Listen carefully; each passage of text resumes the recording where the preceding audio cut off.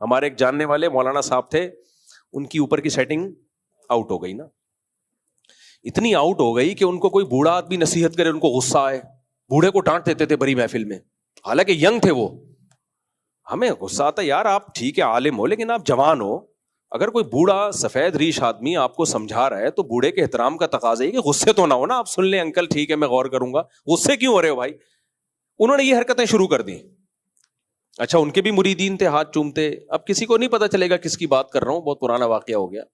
ان کے مرید بھی ان کے یہی ہے کہ ہاتھ بھی چوم رہے ہیں, اور اس وقت سیلفیوں کا زیادہ رواج تھا نہیں ہے, موبائل کیمرے نہیں ہوتے تھے اس وقت.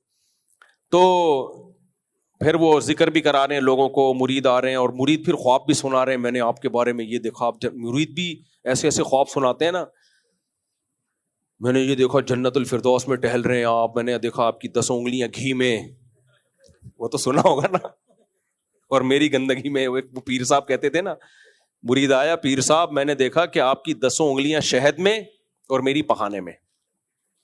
پیر نے کہا یہی تو فرق ہے.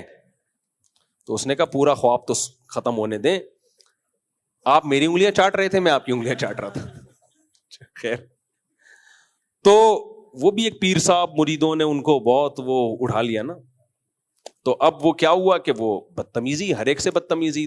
تو میں پریشان ہوتا تھا ان کو ہو کیا گیا ہے. تو ہمارے کسی دوست نے بڑا اچھا تجزیہ کیا. انہوں نے کہا مفتی صاحب ان کا قصور نہیں ہے, اصل میں ان کو اپنے بارے میں وہم ہو گیا کہ میں بہت نیک ہوں, تو اس وہم کی وجہ سے بےچارے ایسے ہو گئے. بعض دفعہ انسان اپنی بارے میں خوش فہمی میں آ جاتا ہے کہ میں کیا ہوں, میں نیک ہوں. لوگ اتنی تعریفیں کر دیتے ہیں, آدمی سمجھ لگتا ہے. انسان دوسروں کی تعریفوں سے اتنا متاثر ہوتا ہے نا, اپنے عیب اس کی نظروں سے چھپ جاتے ہیں. یہ بالکل ایک حقیقت ہے.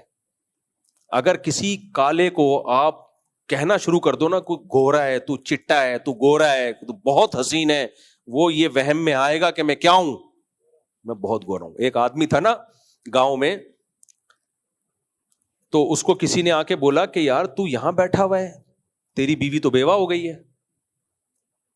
تو اس نے کہا بھائی میں جب زندہ ہوں تو میری بیوی بیوہ کیسے ہو گئی. اس نے کہا ابے بھائی دیکھ لے, تجھے تو گھر جانا چاہیے, تیری بیوی کیا ہو گئی ہے, بیوہ ہو گئی ہے.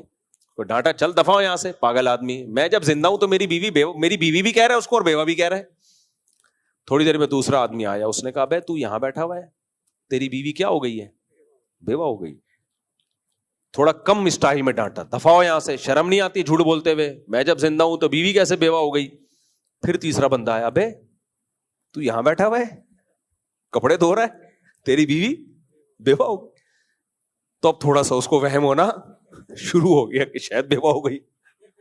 ہنس دیا کہ جاؤ یار تم لوگ مذاق کر رہے ہو نا, تم لوگ میرے ساتھ. چوتھا آیا, یار غفار تجھے کسی نے بتایا نہیں کہ تیری بیوی بیوہ ہو گئی ہے.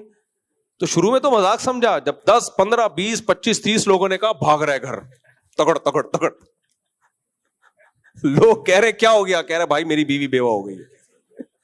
یہ انسان پر میڈیا کا اثر ہوتا ہے. تو وہ تو بیوی بیوہ ہونے کے لیے تو 25 30 آدمی چاہیے تھے اس کو یہ وہم ڈالنے کے لیے. اپنی تعریف 2 بندوں سے بھی آدمی سن لے تو یقین کر لیتا ہے یار یہ بندہ کیا کہہ رہا ہے.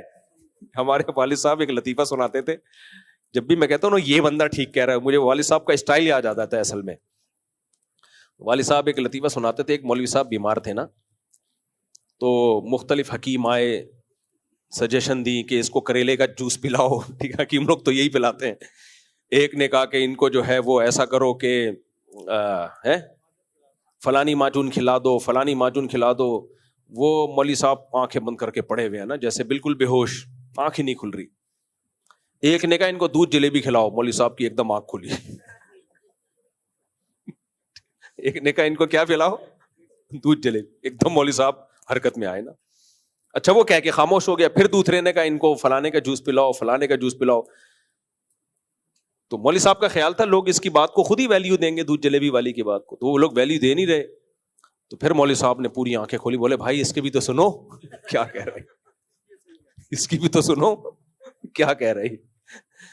تو انسان کے فیور میں جو چیز جاتی ہے نا, وہ چیز انسان کو بہت اچھی طرح سنائی بھی دیتی ہے, اس کا مطلب بھی سمجھ میں آتا ہے, بھلے وہ انگلش میں ہو پھر بھی سمجھ میں آئے گی, وہ پشتو میں ہو, پنجابی میں ہو, پھر بھی تو انسان جتنا بیڑا غرق انسان کا اپنی تعریف سن کے ہوتا ہے نا، اتنا کسی چیز سے بیڑا غرق نہیں ہوتا. اور جتنا اپنی برائیاں سن کے سنورتا ہے انسان، ان کو اپنی اصلاح کا موقع ملتا ہے، اتنا کسی چیز سے سدھرتا نہیں ہے. ہاں دو چیزیں ہیں اس میں، اتنی برائیاں سنے کہ مایوس ہونے لگے پھر نقصان ہوتا ہے، تو اس میں اتنا حوصلہ ہونا چاہیے کہ مایوس نہ ہو، اور یہ فرق کر سکے کہ کون سی برائی ٹھیک ہے اور کون سی برائی ٹھیک نہیں ہے. یہ اس میں تجزیے کی صلاحیت ہونی چاہیے، کیونکہ بعض دفعہ جو برائی نہیں ہوتی وہ بھی آپ سنتے رہو گے تو پھر مایوسی کی طرف جانے لگتا ہے، پھر اس میں موٹیویشن نہیں ملتی. اور تعریف سن کے اگر اس میں اتنا حوصلہ ہے، ظرف بڑا ہے کہ وہ یہ دیکھے کون سی تعریف درست ہے اور کون سی درست نہیں ہے، یہ فرق کرنا جانتا ہو. نمبر 2، وہ تعریف سن کے چوڑے میں نہ آ جائے، بلکہ وہ یہ سمجھے بھائی یہ گاڈ گفٹڈ ہے، اس میں میرا کمال نہیں ہے، یہ بھیک میں ملی ہے مجھے خدا کی طرف سے، تو اس میں نے اور تواضع کرنی ہے، اور اللہ کا شکر ادا کرنا ہے، اور زیادہ متواضع بننا ہے. جب ایک نعمت اللہ نے مجھے دی ہے، دیکھو ہمارے نبی صلی اللہ علیہ وسلم کی اگلی پچھلی سب خطائیں اللہ نے معاف کر دی اور قرآن میں نازل بھی کر دیا. ہمیں اگر کوئی آ کے کہے کہ آپ کی اگلی پچھلی ساری خطائیں معاف اور آپ کنفرم جنتی ہو، تو میرا خیال ہے ہم سے بڑا بدماش پھر دنیا میں کوئی نہیں ہوگا. پھر ہم سب کچھ کریں گے 27ویں میں آ کے بخشوائیں گے اپنے آپ کو، ٹھیک ہے نا، سب کچھ کریں گے. لیکن سید الانبیاء صلی اللہ علیہ وسلم کو خوشخبری سنائی گئی، لیغفر لک اللہ ما تقدم من ذنبک وما تأخر. اس کے بعد آپ کی تہجد میں اور اضافہ ہو گیا. آپ نے اتنی لمبی لمبی تہجد پڑھی آپ کے پاؤں میں ورم آ جاتے تھے. سیدہ عائشہ فرماتی ہیں میں نے کہا کہ آپ اتنی عبادت کیوں کرتے ہیں، آپ کی تو اللہ نے سب بخش دیا ہے. فرمایا افلا اکون عبدا شکورا، تو کیا میں اللہ کا شکر گزار نہ بنوں. اس کے تواضع کا تقاضا ہے کہ میرا رب اتنا مہربان ہے تو مجھے تو اور اس کی عبادت کرنی چاہیے. یہ جذبہ جس کے اندر آ گیا کہ اگر لوگ آپ کی تعریف کریں تو ایک تو یہ کہ آپ کو یہ پتا ہو کہ یہ تعریف غلط ہے یا صحیح ہے. بعض چیزیں ہوتی نہیں ہیں آپ میں، لوگ بتا رہے ہوتے ہو آپ تو بڑے بہادر ہو، حالانکہ آپ چھپکلی اور چوہے سے ڈرتے ہو. آپ فرض کرنے لگتے ہو میں کیا ہوں، بہت بہادر ہوں. لوگ کہتے ہیں آپ بڑے سخی ہو، حالانکہ آپ بیوی کے واجب حقوق بھی ادا نہیں کر رہے ہوتے. ایک دفعہ دوست کو چائے پلا دی ہوتی ہے، لوگ کہہ دیے تو سخی، تو آپ اس وہم میں آ گئے ہوتے میں واقعی کیا ہوں، سخی ہوں. تب بیگم نے ایک دن بول دیا کہ آپ کبھی کچھ خرید کے نہیں دیا تو آپ کو غصہ آتا ہے کہ مجھے تو دنیا سخی کہتی ہے اور یہ سسرال دیکھو. سسرال دیکھو بھائی، دنیا کے کہنے سے آپ کو خوش فہمی ہو گئی ہے، آپ غلط فہمی میں مبتلا ہو گئے، آپ ہو نہیں.